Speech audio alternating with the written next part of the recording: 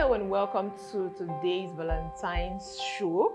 All right, today is Valentine's Day, and of course, it's a very amazing time right here. I want to talk about your love life as an entrepreneur, right?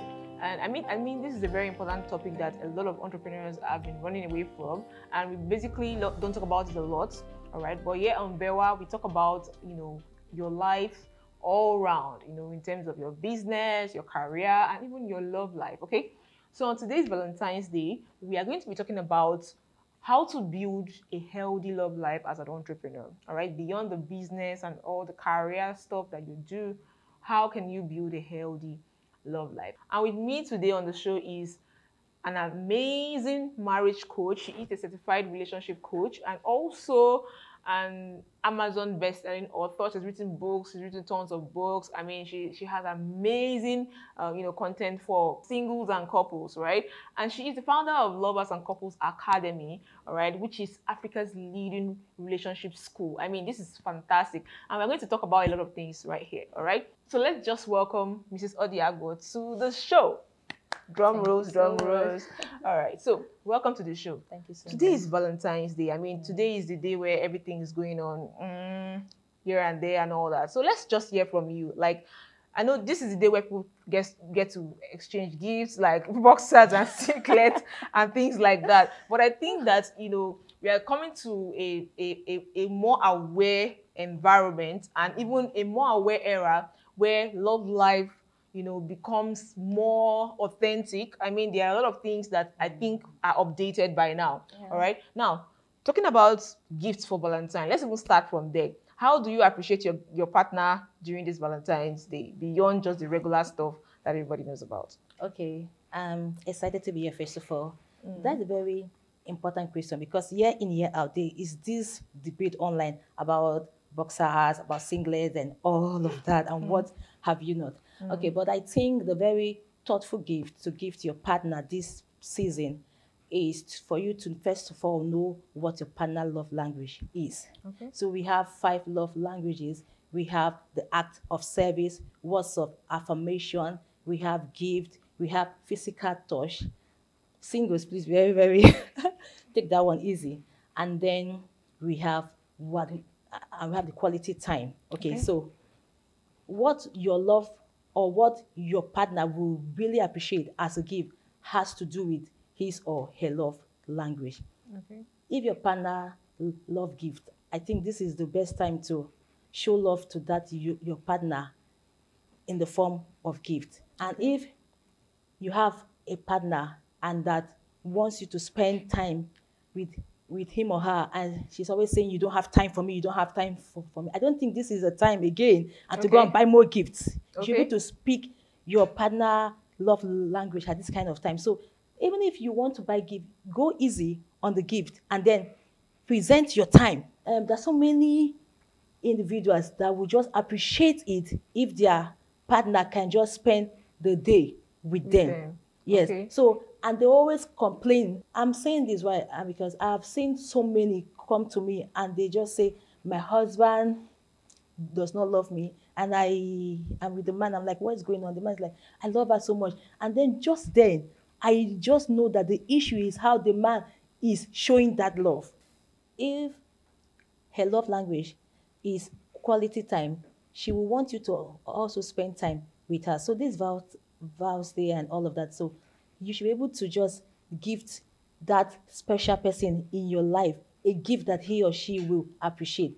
If they will appreciate you spending time with them, then spend time with them. You're trying to say that, express your partner's love language, which means that they should have been having a conversation before they got into the relationship. So can you talk about communication in terms of that? How do they even start? Do they just have a conversation like, oh, let's talk about our love language today, or it just happens and you just figure out that this is what gets this person excited, or what do you think about that part? Sometimes you have to ask, as in to find out, you can just ask your partner, what is your love language? And then you can also observe. Like for me, if you say you should ask, it's not bad, but for me, I always love to observe. So if I buy a gift for this person, how is his reception? You can also find out, you can ask them, but then you can also observe to Okay. know. But if in doubt, then just ask what is your love language. Yeah. Awesome, awesome, And it can awesome, now awesome, communicate same. awesome. Now, moving on from just Valentine's Day and all Yes. that, I mean, let's talk about the impact of a healthy love life in an entrepreneur's life. All right. What is the impact of having a healthy love life? I mean, when we talk about getting married and all that, you said in your books that a lot of couples are talking so much about their wedding day and they are not really talking about, getting the marriage itself. As an entrepreneur, how do you prepare for a healthy love life? Okay, the first thing is to expose yourself to the right knowledge. Okay. It's so sad that we spend a whole lot of time, our money on just the wedding day. And you go on and to have a very wonderful day. Everybody, wow, or more, it was so wonderful. But then, how is life after the wedding day? So everyone has to understand that there's life after the wedding day, and how well you live that life after the wedding day is dependent on the information that you have exposed your mind to far and before that day. So, and I want everyone to spend more time and invest in the right knowledge. It's so sad that for most of us, we just spend our time with goals that I must make 5M in a month, I must host events upon events and all of that. That isn't bad, but then that should not be at the expense of your love life. So many young ladies and men are just about my brand and my business, my brand and my business. But if you want to get married someday, you also want to invest in the right knowledge. Why? This is just one aspect of your life. Your brand or your business is just one aspect of your life. And you have so many other aspects of your life. And the next most important aspect, because if you ask me, the most important aspect of your life is your love life. Because if you make a mistake there, it will have an effect On your business. So you find out that so many are just out there, that are just doing a lot in their brand as a single lady or a guy, and then they get married and then everything goes down. Now, talking about this going down and all those things, Yes. let's talk to the bachelors. What are the things you think that the important things, basically, in quote, that they should put in place before thinking of getting married? All the men should bear at the back of their mind that they will have to lead a home. And you have all it takes and to lead a home. Sometimes when I ask men this question, they're like, yes. And I'm like, okay, so what have you done? They're like, okay, house, a car, all of that. All those things are good, but those are not the main things. Can you lead a home?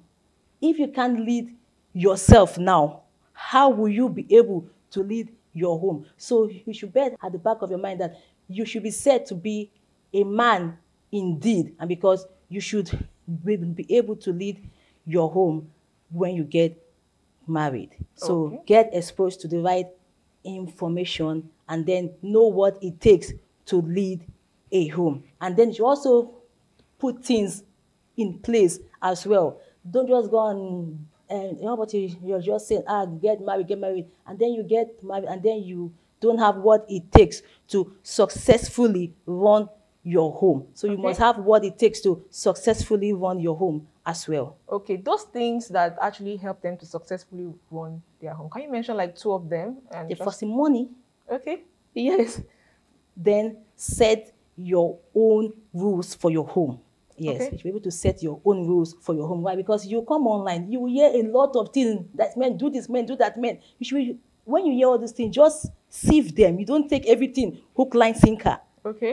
Yes, so you should be able to sieve the things you hear and then set these rules for your home as well. Okay. That means what works for other people Might not work for you. your There's home. no Yes. one rule for everything. For everybody, no. Okay, awesome. Now let's switch to the ladies listening to us right now. What would you say to them, about picking the right partner? I mean, especially business ladies and business women who are into business, doing successful, in business and all that. What would you say to them about getting married, about their love life and every other thing? Just maybe 2 pieces of advice. For me, my whole emphasis most times is always on them out of love. Because if you if you make one wrong move, it's very hard for you.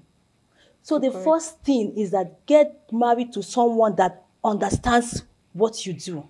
Okay. Yes, and because some of these men can just love you for what you do, but find out they can't accommodate your success. So now that like, she's everywhere, she's doing this, and those same things that now that like she's everywhere, she's doing it, you get married, and those things that he saw, she now fell in love with it. He's now like, So I'm scared about yes. this. Okay. Why? And because you're out there, you're going. So get married to a man that really understands what you do. That's the first thing. Get married to a man that really understands what you do. And then get married to a man that is not scared of you being out there. I have seen so many.